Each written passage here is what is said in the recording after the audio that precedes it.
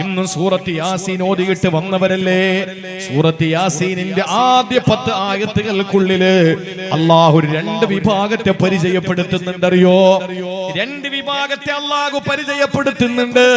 നിങ്ങൾ തന്നെ തീരുമാനിക്കുക ഇത് ഏത് വിഭാഗത്തിൽ പെടണമെന്ന്, ഇതിൽ ഏത് വിഭാഗത്തിൽ പെടണമെന്ന്. ഓരോരുത്തരും സൂറത്ത് യാസീൻ ഓതുമ്പോൾ ആ യാസീൻ സൂറത്ത് ഓതുന്ന സമയത്ത് തീരുമാനിക്കണം. ഇന്നത്തെ ദിവസം മുതൽ നാളത്തെ സുബഹി മുതൽ യാസീൻ എന്ന സൂറ ഓതുമ്പോൾ ആ സൂറത്തിൽ നമ്മൾ ഓതുന്ന ഈ ആയത്തെത്തുമ്പോൾ അള്ളാഹുവിന്റെ വിശുദ്ധ ഖുർആൻ ആരുടെ മുന്നിലാണ് പ്രബോധനം ചെയ്തത്? നബി തങ്ങളെ പ്രബോധനം ചെയ്യുമ്പോൾ 2 സമൂഹം മുമ്പിലുണ്ടായിരുന്നു. ഒന്ന് തൻസീലൽ അസീസിർ റഹീം ലിതുൻദിറ ഖൗമൻ മാ ഉൻദിറ ആബാഉഹും ഫഹും ഗാഫിലൂൻ. ഒരു വിഭാഗം ആളുകളുടെ മുമ്പിൽ ഖുർആൻ ഓതി കൊടുത്താൽ അവർ ഫഹും ഗാഫിലൂൻ, അശ്രദ്ധരാണ്. അവർക്ക് ഖുർആനുമായിട്ടൊരു ബന്ധവുമില്ല. നമ്മൾ ഓതുന്ന യാസീൻ വാപ്പ മരിച്ചു കിടന്നപ്പോൾ അടുത്തിരുന്ന് ഓതി തീർത്ത യാസീൻ, എന്റെ പ്രിയപ്പെട്ടവരെ, ഒരു ദിവസം പോലും മുടങ്ങാതെ ഓതുന്ന വെറുതെ യാസീൻ. ആ യാസീനിൽ അല്ലാഹു പറയുന്നു ഇന്നമാ തുൻദിറു, അല്ലാഹു പറയുന്നു തൻസീലൽ അസീസിർ റഹീം ലിതുൻദിറ ഖൗമൻ മാ ഉൻദിറ ആബാഉഹും ഫഹും ഗാഫിലൂൻ. നബിയേ, ഈ ഖുർആനുമായി നിങ്ങൾ ഇറങ്ങിത്തിരിക്കുമ്പോ ഒരു വിഭാഗം അശ്രദ്ധരാണ്. അങ്ങനെയുള്ള ആളുകൾ ഇന്നുണ്ട്. വാഴതിനെ വിളിച്ചാ വരൂല. ഈ കഴിഞ്ഞ നബിദിനത്തിന്റെ തലേ ദിവസം, അതിന് തലേ ദിവസവും ഭയങ്കരമായ പരിപാടികൾ, പ്രസംഗം, മതപ്രസംഗം, സന്തോഷം. രണ്ടാമത്തെ ദിവസം ലൈറ്റ് കാണാൻ വേണ്ടിയിട്ട് തലേ ദിവസം വാളിന് ഒരു ഉസ്താദ് വന്നിട്ട് അവിടെ കിടന്ന് ഖുർആനിന്റെ അങ്ങറ്റ ഇങ്ങറ്റ ഓതിയിട്ട് ഒരു പെണ്ണുങ്ങൾ ഇറങ്ങിയിട്ടില്ല. ഒരാൾക്ക് ഖുർആൻ കേൾക്കേണ്ട. നമുക്കതിനുള്ള സൗകര്യമില്ല ഉസ്താദെ, സമയമില്ല, എല്ലാം ഫാസ്റ്റ് അല്ലേ. പിറ്റേ ദിവസം റബീഉൽ അവ്വലിന്റെ തലേ ദിവസം ലൈറ്റ് മനോഹരമായ ഈ സീരിയൽ സെറ്റ് കാണാൻ വേണ്ടിയിട്ട് എല്ലാ പെണ്ണുങ്ങളും ഇങ്ങനെ ഇറങ്ങി വരികയാണ്. അവര് മുഴുവനും റോട്ടിലിറങ്ങി. ഞാനൊരൊറ്റ കാര്യം ചോദിക്കട്ടെ, എന്റെ പ്രിയപ്പെട്ട സഹോദരിമാരെ, എണീക്കാൻ വയ്യാത്ത ഉമ്മാമമാരെ അറബാനയിൽ കെട്ടിവെച്ചിട്ട് ഇങ്ങനെ കൊണ്ടുവരിക, കാണിക്കുക. എന്തിനാണ്? കാണട്ടെ, അവര് ലൈറ്റ് കാണട്ടെ. ഈ ലൈറ്റ് കണ്ട് കണ്ണിനൊരു ആനന്ദം പകർന്ന് ആ ആനന്ദത്തിനപ്പുറത്ത് ലൈറ്റ് കെടുത്തുമ്പോൾ നമ്മുടെ ഹൃദയത്തിൽ നിന്ന് മാഞ്ഞുപോയി. പക്ഷേ അള്ളാഹുവിന്റെ വിശുദ്ധ ഖുർആൻ ഓതപ്പെടുന്ന, വിശുദ്ധ ഖുർആനെ പറ്റി പറയപ്പെടുന്ന ഒരു വേദിയിൽ എന്തുകൊണ്ട് നമുക്കൊരു 10 മിനിറ്റ് ചെലവഴിച്ചൂടാ? കാരണം എന്താ? ലിതുൻദിറ ഖൗമൻ മാ ഉൻദിറ ആബാഉഹും ഫഹും ഗാഫിലൂൻ.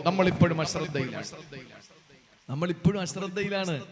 ഈ കഴിഞ്ഞ റബീഉൽ അവ്വലിന്റെ എല്ലാ വേദികളിലും, ഒട്ടുമിക്ക വേദികളിലും ഞാൻ പ്രസംഗിച്ചത് വിശുദ്ധ ഖുർആനില് അള്ളാഹുവിന്റെ ഹബീബിന്റെ പ്രസിദ്ധവും പ്രശസ്തവുമായ പേരുകൾ എത്ര പ്രാവശ്യം പറഞ്ഞു എന്ന് ഞാൻ സദസ്സിനോട് ചോദിച്ചു.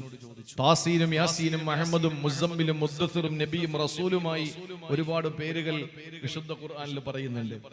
പക്ഷേ നബി തങ്ങളുടെ പ്രസിദ്ധമായ പേര്, ആ പേര് നമുക്കറിയുമല്ലോ.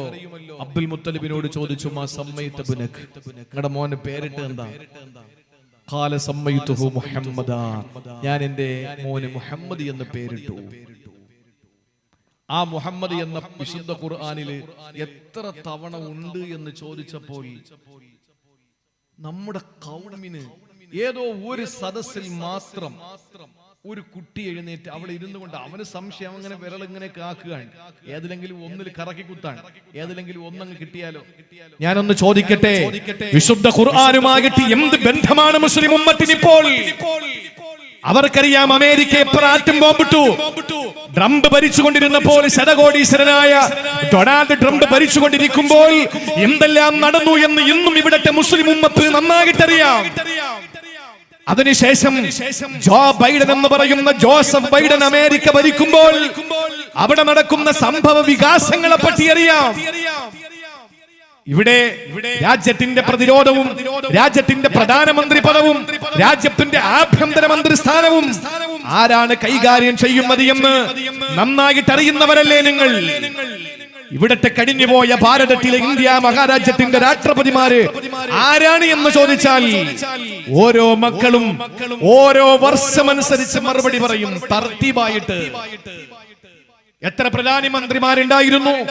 വളരെ കൃത്യമായി നമ്മുടെ മക്കൾ പറയും 992 ഇന്നയാള്, 997 ഇന്നയാള്, 2002 ഇന്നയാള്, 2007 ഇന്നയാള് എന്നൊക്കെ കൃത്യമായി ആ മക്കൾ മറുപടി കൊടുക്കും. ശരിയല്ലേ? സുപ്രീം കോടതിയിലെ ചീഫ് ജസ്റ്റിസുമാരാരാണ് എന്ന് ചോദിച്ചാൽ പറയും കേരള പിറവിയുടെ അന്ന് കേരളത്തിന്റെ ആദ്യത്തെ മുഖ്യമന്ത്രി ആരാണ്? കേരളത്തിൽ നിലവിലുള്ള മുഖ്യമന്ത്രിമാര് വരെ എത്തുമ്പോൾ എത്ര മുഖ്യമന്ത്രിമാര് ഈ സംസ്ഥാനം ഭരണം നടത്തി, വർഷമെത്ര, ഇതൊക്കെ നന്നായിട്ട് പറയുന്നു നമ്മുടെ മക്കളോട്. വിശുദ്ധ ഖുർആനിലെ പൊന്നുമോനെ, നീ ബഹുമാനിക്കുന്ന ആദരിക്കുന്ന നിന്നെയും എന്നെയും സൃഷ്ടിക്കാൻ കാരണഭൂതരായ ലോകത്തിന്റെ ജേതാവ് നബി മുഹമ്മദ് മുസ്തഫ സല്ലല്ലാഹു അലൈഹി വസല്ലമ തങ്ങൾ എന്ന ആ പുണ്യഭൂമാന്റെ പ്രോജ്വലമായ മുഹമ്മദ് എന്ന ഇസ്മ എത്ര തവണ ഉണ്ട് എന്ന് ചോദിച്ചാൽ എത്ര മക്കൾ മറുപടി പറയും? ഞാൻ ചോദിക്കുന്നില്ല. നാളത്തെ ഒരു വേദിയിൽ എനിക്ക് ഒരു സ്ഥലം കൂടി എണ്ണി പറയാൻ കഴിയാത്തത് കൊണ്ടാണ്. ഒരുപക്ഷെ നിങ്ങൾക്ക് അറിയുമായിരിക്കും. അള്ളാഹു അങ്ങനെ തന്നെ ആക്കട്ടെ. അള്ളാഹു നമുക്ക് നല്ല ഓർമ്മയും നല്ല ബുദ്ധിയും ശക്തിയും ഒക്കെ അള്ളാഹു തരട്ടെ. പക്ഷേ ആത്മാവിൽ നെഞ്ചകത്തൊന്ന് കൈവച്ചിട്ടൊന്ന് ചോദിക്കണം, എന്റെ ഹബീബിന്റെ പേര് എന്റെ വിശുദ്ധ ഗ്രന്ഥത്തില് എത്ര തവണ പറഞ്ഞിട്ടുണ്ട്? അള്ളാഹു മനസ്സിലാക്കാനുള്ള തൗഫീക്ക് തരട്ടെ. കേവലം 4 സ്ഥലങ്ങളിൽ മാത്രമാണ് മുഹമ്മദ്, ആലി ഇമ്രാൻ 144, അഹ്സാബ് 40, മുഹമ്മദ് 2, ഫതഹിന്റെ എൻഡ്, ഈ 4 സ്ഥലങ്ങളിലല്ലാതെ അള്ളാഹുവിന്റെ ഹബീബ് സല്ലല്ലാഹു അലൈഹി വസല്ലമയുടെ പേര് പറഞ്ഞിട്ടില്ല. ഈ 4 സ്ഥലത്തും പറഞ്ഞത് 4 സന്ദേശങ്ങൾ ലോകത്തിന് സമ്മാനിക്കാനാണ്. ഞാൻ പറയുന്നത്, വേദനയോടുകൂടി പറയുന്നത്, ഇന്ന് സമുദായത്തിന് ഖുർആനുമായിട്ടൊരു ബന്ധമില്ല, ഒരു ബന്ധമില്ല. കാരണം എന്താ?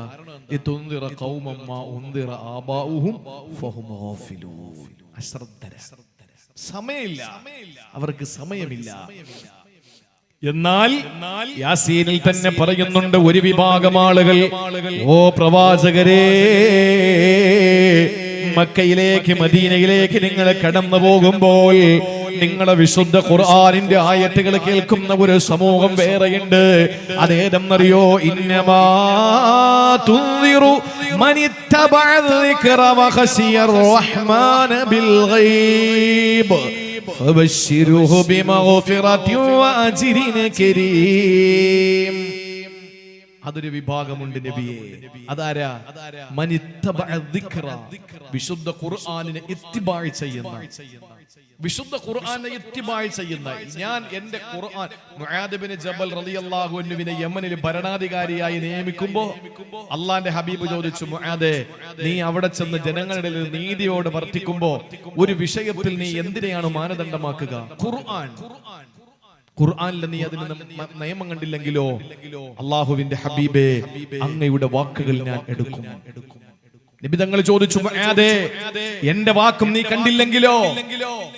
നബിയെ, ഉചിതമായ നിലയിൽ എന്റെ അഭിപ്രായം ഞാൻ അവിടെ രേഖപ്പെടുത്തുമെന്ന് പറഞ്ഞു.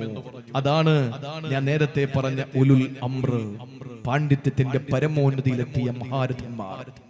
അവർ അല്ലാഹുവിനെ ഭയപ്പെടുന്നവരാണ്, അല്ലാഹുവിനെ സൂക്ഷിക്കുന്നവരാണ്. അതുകൊണ്ട് ഖുർആനിനെ ഉൾക്കൊള്ളുന്ന ഒരു വിഭാഗം, ഒന്ന് ഖുർആനിനെ പിൻപറ്റുന്നവരാണ്, രണ്ടാമത്തേത് ഖശിയർ റഹ്മാൻ ബിൽ ഗൈബ്, അദൃശ്യമായി അല്ലാഹുവിനെ ഭയപ്പെടുന്നവൻ. ആരെയും കാണിക്കണ്ട, നമ്മളൊക്കെ അദൃശ്യമായതിനെ വിശ്വസിക്കുന്നവരാണ്. ഇവിടെ ആരും അള്ളാഹുവിനെ കണ്ടിട്ട് ആരാധിച്ചവരല്ല ഇവിടെ ഇരിക്കുന്നവര്. ആരും ഒരു പ്രവാചകനെ ഇതുവരെ കണ്ടിട്ടില്ല. ആരും ഇന്നുവരെ ഒരു ഖബർ കണ്ടിട്ടില്ല. കണ്ടോ? ഖബർ കണ്ടവരാരാ ഇതില്? ഖബർ കണ്ടവരാരുണ്ട്? എന്റെ പ്രിയപ്പെട്ട സഹോദരങ്ങളെ, നിങ്ങൾ ആരും ഖബർ കണ്ടിട്ടില്ലേ? ഖബർ കണ്ടവരുണ്ടോ ഇവിടെ? കണ്ടിട്ടില്ല എന്ന് ഞാൻ പറയും. അങ്ങനെ നിങ്ങൾ കണ്ടതാണ് ഖബർ എങ്കിൽ, വാപ്പ മരിച്ചു കിടക്കുമ്പോൾ ഈ ഒരു ഹാലജന്റെ ലൈറ്റ് വാങ്ങിക്കൊണ്ടിട്ടാ പോരെ? വാപ്പയുടെ ഖബർ പ്രകാശിക്കൂലേ? ഒരു ചെറിയ ബൽബിന്റെ ഒരു ചെറിയ വെട്ടം മാത്രം പോരെ വാപ്പാടെ ഖബർ പ്രകാശിക്കാൻ. 3 ദിവസം കഴിഞ്ഞിട്ട് ഖബർ കുഴിച്ചു നോക്ക്. നമ്മൾ എന്താ കേട്ടത്? മലക്ക് കുന്തം കൊണ്ട് കുത്തും, ഇടതുഭാഗത്ത് നരകത്തിന്റെ കവാടം തുറക്കും, ഇല്ലെങ്കിൽ സ്വർഗത്തിന്റെ മലർവാടി തുറക്കും. ഇതൊന്നും ഉണ്ടാവൂല. നമ്മൾ തുറന്നു നോക്കുമ്പോ 3 ദിവസം കഴിഞ്ഞാണെങ്കിൽ കണ്ണ് രണ്ടിരിക്കുന്ന ഭാഗത്ത് 2 ഗുഹ, 40 ദിവസം കഴിഞ്ഞാണെങ്കിൽ വയറു പൊട്ടിക്കിട്ട് രൂക്ഷമായ ദുർഗന്ധം. ഇതല്ലാതെ ഖബറിനകത്തൊന്നും കാണൂല. ഖബർ നമ്മൾ കണ്ടതല്ല, അത് മണ്ണിന്റെ ഒരു കീറലാണ്. അതുകൊണ്ടാണ് ഖബറിനെ ബർസഖ് എന്ന് പറയുന്നത്. മറയാണ്, നമുക്ക് കാണാൻ പറ്റൂല. പക്ഷെ മരിച്ചാൽ കാണാം. ഹദീദ്, അന്ന് കണ്ണിന് നല്ല കാഴ്ചയാണ്, മൂർച്ചയുള്ള കാഴ്ചയാണ്. അതുകൊണ്ട് സഹോദരങ്ങളെ, നമ്മൾ ഖബർ കണ്ടിട്ടില്ല, നമ്മൾ വിശ്വസിക്കുന്നില്ലേ? അള്ളാഹയെ കണ്ടില്ല, വിശ്വസിക്കുന്നു. സിറാത്ത് കണ്ടോ? ഇല്ല. സ്വർഗം കണ്ടോ? ഇല്ല. നരകം കണ്ടോ? ഇല്ല. ഒന്നും കണ്ടില്ല. നമ്മൾ അള്ളാഹുവിനെ വളരെ ഭക്തിയോടെ നമ്മൾ ആരാധിക്കുന്നത് ഒന്നും കാണാതെയാണ്. അള്ളാഹു അങ്ങനെയുള്ളവർക്ക് നല്ല പ്രതിഫലം കൊടുക്കുകയാണ്. സഹോദരങ്ങളെ, ഇവിടുന്ന് നൂറുൽ ഹുദ പോലുള്ള കോളേജിൽ നിന്ന് പുറത്തേക്ക് ഇറക്കുന്ന മക്കളെ ആ വർക്ക്ഷോപ്പിൽ നിന്ന് അവിടുന്ന് പകർന്നു കൊടുക്കുന്ന ഊർജം എന്താണ്? അള്ളാഹു എന്ന സർവാധിനാഥനായ റബ്ബിനെ ഭയപ്പെട്ട് ജീവിക്കാനുള്ള ഒരു ഉന്നതമായ അവസ്ഥ ആ മക്കളുടെ ഹൃദയങ്ങളിൽ ഇൻജക്ട് ചെയ്യുകയാണ്. എല്ലാവരെയും ബഹുമാനിക്കാൻ, ആദരിക്കാൻ. ഏതെങ്കിലും ഒരു പണ്ഡിതന്മാര് പറഞ്ഞിട്ടുണ്ടോ? എന്തെങ്കിലും ഈ രാജ്യത്ത് നമ്മുടെ സമുദായത്തിന്റെ അല്ലെങ്കിൽ സമൂഹത്തിന്റെ ഇടയിൽ ഛിദ്രത ഉണ്ടാക്കുന്ന എന്തെങ്കിലും പറഞ്ഞിട്ടുണ്ടോ? 4 മിനിറ്റുകൾ അവശേഷിക്കുന്നു. ഞാൻ ഒരൊറ്റ കാര്യം കൂടെ പറഞ്ഞ് അവസാനിപ്പിക്കുകയാണ്. അള്ളാഹുവിനെ ഭയപ്പെടുന്നത് ഉലമാക്കൾ മാത്രമാണ്. ഒരിക്കൽ വീണ്ടും ഞാൻ പറയുന്നു, നമ്മുടെ വിഷയം ഇമാം അബൂ ഹനീഫ തന്നെ ആയിക്കോട്ടെ. അബൂ ഹനീഫ റളിയല്ലാഹു അൻഹു വല്ലേ നമ്മുടെയൊക്കെ ട്രാൻസ്ഫോർമർ. അവിടെ നിന്നല്ലേ പകർന്ന ഇൽമുകൾ മഹാരഥന്മാരായ ഇമാമിയങ്ങൾക്ക് എത്തിയത്. അതുകൊണ്ടല്ലേ പരിശുദ്ധമായി സദസ്സിൽ നമ്മൾ ഒരുമിച്ച് കൂടിയത്. പ്രിയപ്പെട്ടവരെ, ഇമാം അബൂ ഹനീഫത്തുൽ കൂഫി റളിയല്ലാഹു തആല അൻഹു ഒരു ദിവസം മഹാനായ യസീദ് ബിൻ കമീത്ത് റളിയല്ലാഹു തആല അൻഹു അബൂ ഹനീഫ ഇമാമിനോടൊപ്പം പള്ളിയിൽ നിസ്കാരത്തിന് വേണ്ടി പോയി. അദ്ദേഹം നമസ്കാരത്തിന് വേണ്ടി പോയി. ഇശാ നമസ്കാരം. ഇമാമ് സൂറത്തു സിൽസാൽ ഓതുകയാണ്. സൂറത്തു സിൽസാൽ ഓതുന്ന ഇദാ സുൽസിലത്തിൽ അർളു സിൽസാലഹാ എന്ന ആ സൂറത്ത് ഇങ്ങനെ മനോഹരമായി ഓതി. നിസ്കാരം കഴിഞ്ഞിട്ട് എല്ലാവരും പോയിട്ടും ബഹുമാനപ്പെട്ട യസീദ് ബിൻ കമീത്ത് റളിയല്ലാഹു അൻഹു പറയുന്നു, അബൂ ഹനീഫ ഇമാം എണീറ്റിട്ടില്ല. അദ്ദേഹം അങ്ങനെ തന്നെ ഇരിക്കുന്നു. ആ പള്ളിയിലെ മുഅദ്ദിൻ വന്നിട്ട് എണ്ണ കുറച്ചേ ഉള്ളൂ വിളക്കില്. ആ വിളക്ക് കെടുത്തിയിട്ടില്ല എങ്കിൽ എണ്ണ തീർന്നു പോകും. നാളെ കത്തിക്കാൻ എണ്ണയില്ല. ആലോചിച്ച് നോക്കൂ അന്നത്തെ പള്ളിയുടെ അവസ്ഥ. അന്നത്തെ പള്ളിയുടെ അവസ്ഥ. ഇന്ന് പള്ളിയുടെ മുഅദ്ദിൻ കടന്നു വന്നിട്ട് പറയുകയാണ്, അല്ലയോ ഇമാം അബൂ ഹനീഫ റളിയല്ലാഹു അൻഹുവിന്റെ മുമ്പിലേക്ക് കടന്നു വന്ന് ഇതൊന്ന് കെടുത്തിക്കോട്ടെ എന്ന് ചോദിക്കാൻ വേണ്ടി അടുത്തേക്ക് വരുമ്പോൾ ഒരു മരിച്ച ഒരാളിനെ പോലെ അബൂ ഹനീഫ റളിയല്ലാഹു അൻഹു ഇവിടെ ഇരിക്കുകയാ. മഹാനവറുകള് മുഅദ്ദിന് കുറെ നേരം അവിടെ നിന്നിട്ട് മടങ്ങി പോവുകയാണ്. പിന്നീട് അദ്ദേഹം വന്നത് എപ്പോഴെന്നറിയോ? പ്രഭാത നമസ്കാരത്തിന് ബാങ്ക് വിളിക്കാൻ സുബഹിന്റെ സമയത്ത് വരികയാ. ആ സമയത്ത് മുഅദ്ദിന് കടന്ന് പള്ളിയിലേക്ക് വരുമ്പോൾ അബൂ ഹനീഫ ഇമാം തലേ ദിവസം രാത്രി എവിടാണോ ഇരുന്നത് അവിടെ തന്നെ ഇരിക്കുകയാ. എന്ത് കാരണമെന്നറിയോ? അന്ന് ഇശാ നമസ്കാരത്തിന് ഇമാം ഓതിയ സൂറത്ത് ഇദാ സുൽസിലത്തിൽ അർളു സിൽസാലഹാ. ഈ ഭൂമി കിടുകിടാ വിറച്ചു കഴിഞ്ഞാൽ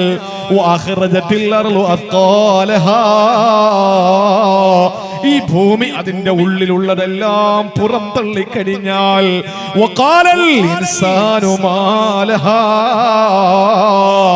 ജനങ്ങൾ ചോദിക്കും, എന്തു പറ്റി ഭൂമിക്ക്? നമ്മൾ ചോദിച്ചിട്ടില്ലേ പ്രളയം വന്നപ്പോൾ എന്താ പറ്റിയത്? ചോദിച്ചില്ലേ സുനാമി വന്നപ്പോൾ എന്താ പറ്റിയത്? അതുപോലെ നമ്മൾ ചോദിക്കും, വഖാലൽ ഇൻസാനു മാലഹാ യൗമൈദിൻ തുഹദ്ദിസു അഖ്ബാറഹാ. അന്ന് പറയും മോളെ, യൗമൈദിൻ തുഹദ്ദിസു അഖ്ബാറഹാ, ഭൂമി എന്ന് കണക്കുകൾ നിരത്തും മോളെ. ഈ ഭൂമി എന്ന് പറയുന്ന അള്ളാഹുവിന്റെ പരിശുദ്ധമായ ഈ ദീനനുസരിച്ച് ജീവിക്കാൻ ഏറ്റവും നല്ല കൃഷിയിടമായി അള്ളാഹു നമുക്ക് നൽകിയ ഈ ഭൂമി വിളിച്ചു പറയുന്നു. എന്താ? യൗമഇദിൻ തുഹദ്ദിസു അഖ്ബാറഹാ ബിഅന്ന റബ്ബക ഔഹാലഹാ. അല്ലാഹു അനുവാദം കൊടുത്തിട്ട് അല്ലാഹു അറിയിച്ചു കൊടുത്തതനുസരിച്ച് ഭൂമി ഇവിടെ നടന്ന മുഴുവനും പറയുകയാ. ഈ അടുത്ത സമയത്ത് നമ്മൾ കണ്ടില്ലേ, ഒരുത്തൻ എത്രയോ ശവശരീരങ്ങളെ കുഴിച്ചിട്ടോ. അത് പറയുന്നത് ശരിയാണോ തെറ്റാണോ നമുക്കറിയില്ല. മാധ്യമങ്ങൾ പറയുന്നതേ നമുക്കറിയോ, പോലീസ് പറയുന്നതേ നമുക്കറിയോ. അത് ശരിയാണോ തെറ്റാണോ നമുക്കതറിയില്ല. ശരിയാണെങ്കിലും തെറ്റാണെങ്കിലും നമുക്കൊരേ ഒരു നിലപാടേ ഉള്ളൂ, ഒരാളെയും ഉപദ്രവിക്കാൻ പാടില്ല. അത് തെറ്റ് തന്നെയാണ്, ഒരു സംശയം അക്കാര്യത്തിലില്ല. പക്ഷേ കുഴിച്ചിടപ്പെട്ട ഓരോ അസ്ഥികളും കുഴിച്ചെടുക്കുന്നു. എന്റെ പ്രിയപ്പെട്ടവരെ, ലോകാവസാനത്തിന്റെ അടയാളമായി നശീകരണായുധത്തിൽ ഇസ്രാഫീൽ എന്ന മലക്ക് ഊതുന്ന സമയത്ത് ആരും ഒരു അസ്ഥിയും വാരണ്ട. യൗമഇദിൻ തുഹദ്ദിസു അഖ്ബാറഹാ. ഈ ഭൂമി ഇതിനകത്തുള്ളതെല്ലാം വിളിച്ചു പറയുകയാ. ഇങ്ങനെ പറഞ്ഞ് അവസാനം എത്തുന്നത് എവിടെയാണ്? ഫമൻ യഅമൽ മിസ്ഖാല ദർറത്തിൻ ഖൈറാ. ഒരു അണുമണി തൂക്കം ഒരാൾ നന്മ ചെയ്താൽ യറഹു, അവന് കാണുന്നതാ. വമൻ യഅമൽ മിസ്ഖാല ദർറത്തിൻ ശർറാ. ഒരു ഡോട്ട്, ഒരു ചെറിയ അളവൊരാള് തിന്മ ചെയ്താൽ യറഹോ, നാളെ പരലോകത്തവൻ അത് കണ്ടുമുട്ടുക തന്നെ ചെയ്യും, സംശയമില്ല. ഇമാം അബൂ ഹനീഫ തങ്ങളുടെ ചാരത്ത് വന്ന് സുബഹി നമസ്കാരത്തിന്റെ സമയത്ത് മുഅദ്ദിന് വരുമ്പോൾ മുഅദ്ദിന് കരുതിയത് ഏതാനും നിമിഷങ്ങൾ കഴിയുമ്പോൾ എണ്ണയില്ലാത്ത വിളക്ക് കെട്ടുപോകുമെന്നാ. സുബഹിന്റെ സമയം വരെയും കപ്പിയിട്ട വിളക്ക് കെട്ടിട്ടില്ല, ആ വിളക്ക് കെട്ടുപോയിട്ടില്ല.